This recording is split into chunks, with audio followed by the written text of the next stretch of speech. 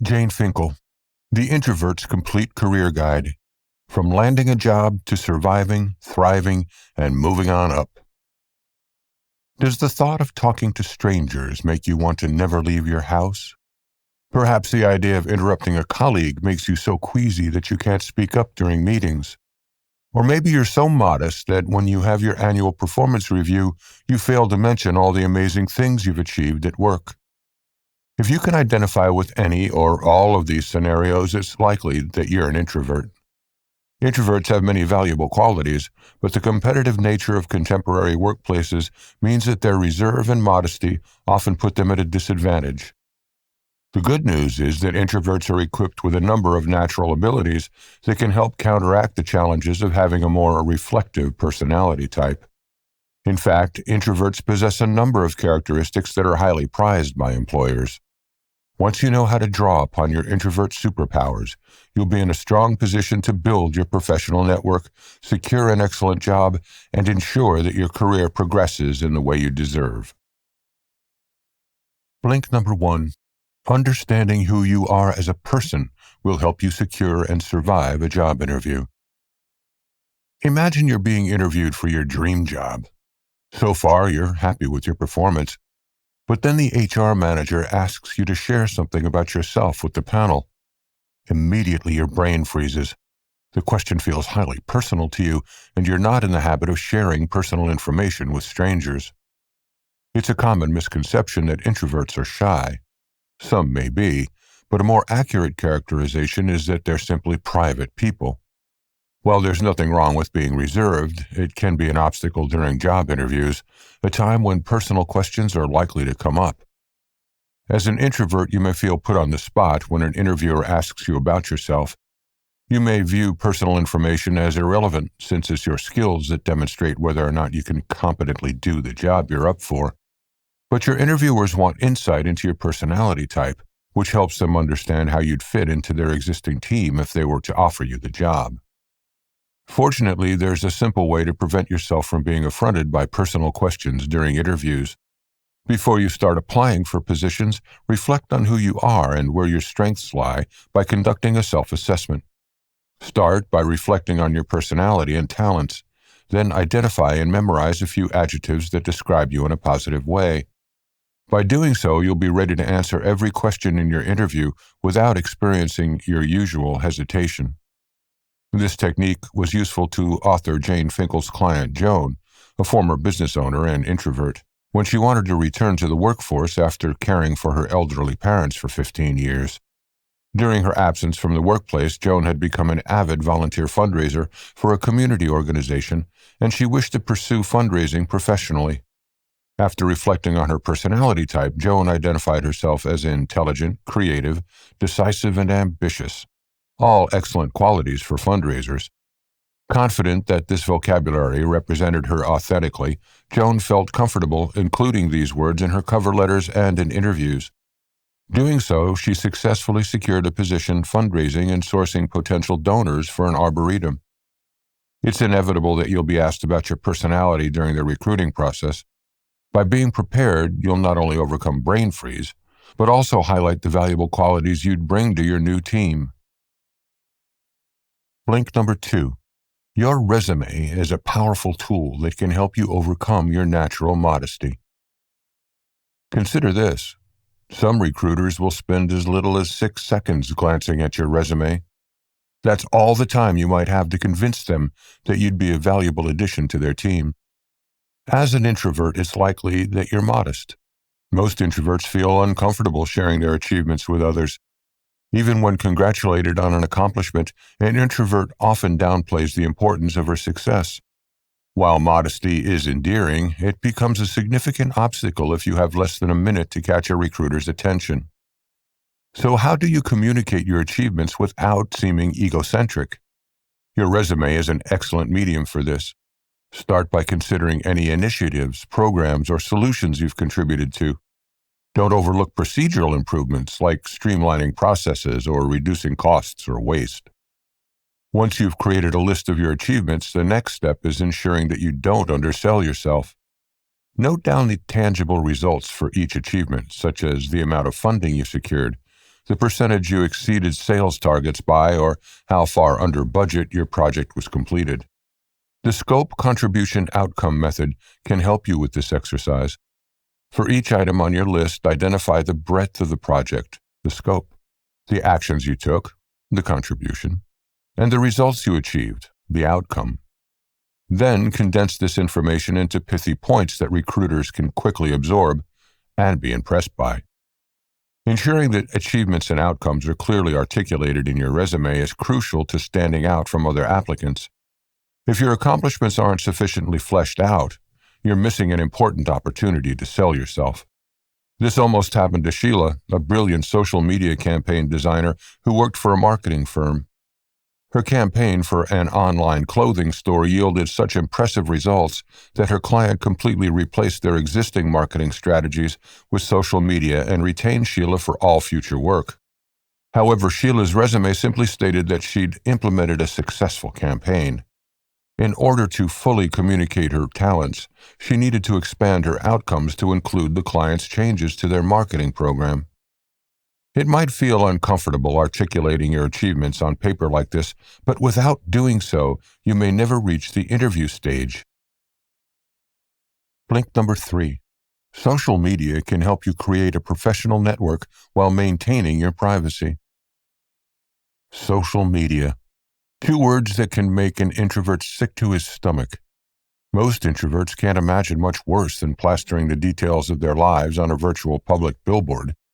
But when used strategically, social media offers a way to overcome the daunting task of networking.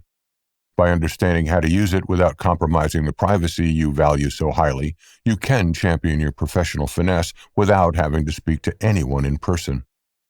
Joining LinkedIn, currently the largest online professional network, might seem intimidating. After all, why would a stranger want to connect with you? But in today's job market, networking skills are valued by employers in most industries, making overcoming your unwillingness to interact with strangers essential. Creating a strong LinkedIn profile is important if you want to harness the potential of the platform. Ensure that you fill out each available section with as much detail as possible. Using keywords relevant to your industry, add your employment history, skill set, achievements, and volunteer experience. Keep in mind that LinkedIn has a high Google ranking, meaning that potential employers are likely to view your profile if they search for you. So make sure it presents you in the best light. Once your profile is complete, reach out to current and former coworkers as well as senior leaders in your industry. Create personal messages to introduce yourself rather than using LinkedIn's default template. Before you know it, you'll have a virtual network. Unexpected opportunities can arise from a broad and meaningful LinkedIn network. Take, for instance, Robert's experience. A reserved but capable introvert, Robert reached out to his former boss, Suzanne, a vice provost of student affairs. Suzanne scheduled a phone call to discuss the latest trends in their field. Following this, Suzanne invited Robert to co-lead a workshop with her at a major professional conference. Clearly, Robert's courage in contacting Suzanne well and truly paid off. There are many other social media channels that can help you build your professional network. Create a Twitter account and tweet about seminars you're attending, or follow relevant industry blogs and leave thoughtful comments that stimulate discussion. Networks take time to build, but with social media alleviating the pressure of in-person interaction, you'll feel more comfortable initiating contact with others. Blink number 4. Your anxiety around attending networking events can be managed through preparation and an appreciation of curiosity. Picture this. It's the evening of an important industry award presentation. The conference center is full of professionals who you'd love to meet, but instead of mingling, you've made a beeline for the bathroom. You couldn't bring yourself to stay in the foyer until formalities had begun, and now there's no longer time to chat. In-person networking can be extremely challenging for introverts. As an introvert, you're probably familiar with the fear of being tongue-tied or worse, saying something stupid. But in truth, you have several natural advantages as an introvert which make you a powerful networker. To use them, you just need to learn to manage your fears through preparation. Despite the anxiety that author Jane Finkle feels when she attends industry events, she often ends up enjoying them and leaving feeling inspired. How can you do the same? Well, introverts are naturally reflective thinkers. Start by drawing on those skills and considering your professional strengths. Write a brief introduction that you can fall back on if you panic, one that focuses on what you do rather than your job title. This gives you scope to include some emotionally engaging words. Personal coach Maya, for instance, likes to introduce herself by saying that she motivates people to live their best lives. Next, prepare some general points about the aspects of your work that showcase your strengths in a non-boastful way. For example, if you've just secured significant funding to support a new scholarship program, you can mention how pleased you are that such a large sum is now available to support students. Finally, it's time to draw on your secret weapon, your curiosity. Introverts are inquisitive. This makes you gifted at having meaningful conversations with others. You just have to overcome your inhibitions first. Draft some questions related to the event you're attending and the people who will be there, like the presenters. This will help you to initiate conversations even more confidently, as you'll know that you have something relevant to say. Focusing on topics that you're passionate about is also a powerful antidote to shyness. At the event, tap into what energizes you, and you'll transform yourself into a compelling conversationalist. Blink number 5. You can master your nerves by employing a few simple techniques before and during a job interview. It's rare for anyone to look forward to a job interview. After all, who enjoys being scrutinized and assessed? If you're an introvert, you'll find the process even more intimidating because of your natural reserve and modesty. How do you set aside these aspects of your personality so that they don't jeopardize your career opportunities? The answer lies in 2 things: preparation and utilizing body language. Preparing for an interview is important for every candidate, but even more crucial for introverts. Thorough preparation will help you from clamming up or under-delivering when you're asked a question. Start by studying the organization, including its goals, past performance, and current objective, as well as the team you'll potentially be working with. The company website is a useful resource for this research. Next, it's vital that you don't leave important information out of your responses to interview questions, a common occurrence for modest introverts. The SMART, or SMART technique, is a great way to overcome this. Clarify your current situation, your motivation for applying, what actions you've taken in past roles that make you suitable for this one, the results of those actions, and the transformation, or your unique skills that brought about the results. You'll then be ready to explain why you're the perfect candidate for the job. After adopting this method, introverted IT manager Eduardo shifted from giving generic interview responses to articulating his knowledge and potential value. No matter how well prepared you are for your interview, it's normal to feel anxious on the big day. To help manage your nerves, Amy Cuddy, psychologist and Harvard Business School professor, recommends practicing the performer pose. Doing so involves arriving early for your interview and finding a bathroom. In the privacy of a cubicle, adopt a wide stance and throw your arms up to form a V for 2 minutes. This body language will help put you in a winning state of mind. Body language is also important during the interview itself. According to UCLA Professor Emeritus Albert Mehrabian, 93% of our interpersonal communication is nonverbal. So ensure that your posture is confident and upright, your tone of voice is even and calm, and that you look at your interviewer in an interested but non-challenging way. Don't forget that difficult questions are often designed to gauge how you react rather than what you say, so give yourself permission to take a breath and consider your response instead of panicking and freezing. Blink number 6. Your natural abilities to focus and listen are great assets when negotiating a job offer. Congratulations! You've been offered your dream job. But it's not quite time to uncork the champagne. First, you'll have to negotiate your employment package. For an introvert, this is the stuff of nightmares. But before you panic and accept the first offer, know that your strengths as an introvert can help you cut a good deal. Introverts are naturally inclined to take their time when making big decisions, which works in your favor in this scenario. First of all, determine whether the employment offer you've received aligns not only with your skills and experience, but with equivalent roles at other organizations. Having this information will ground your negotiations in fact and make you feel more comfortable. To evaluate your offer, conduct a salary analysis using websites like Payscale or Salary.com.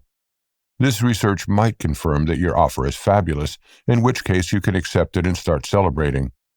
If not, determine the figure you'd like to put on the table.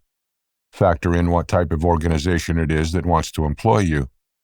Typically, in America, a corporate business has a $5,000 to $10,000 leeway when negotiating individual salaries, while most not-for-profits can manage $25,000 to $5,000.